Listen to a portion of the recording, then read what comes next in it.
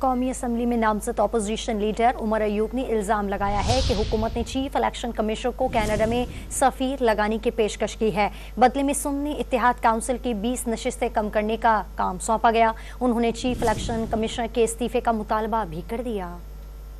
Adiala jail के superintendent जिसका नाम असद वड़ाइच है, जिसका 12 बार मैंने जिक्र किया, आज खुद उसने कह दिया कि जी कोई यहां पे नहीं मिलेगा। और किस बेसिस पे? Security threat. और भाई आपको यह सिक्योरिटी थ्रेट है तो ये तो आप लोगों की नाअहली है। चीफ इलेक्शन कमिश्नर उसको ये सो कॉल्ड हुकूमत, इलीगल हुकूमत कॉम्पनसेट कर रही है, उसको भेज रही है एज एम्बेसडर टू कनाडा।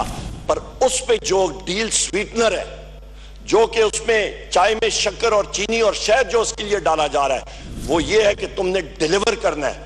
और वो डिलीवरी क्या है कि तुमने पाकिस्तान तहरीक इंसाफ के 20 से ज्यादा सीटें उस पर रिकाउंटिंग करके झुरलू फेरना है, जिस तरह के फॉर्म 47 पे फेरा गया था। इसको हम लोग ये झुरलू, ये चीज हम लोग इसको कंडेम करते हैं। चीफ इलेक्शन कमिश्नर को और मेंबर्स को फिल फॉर मुस्ताफी होना चाहिए।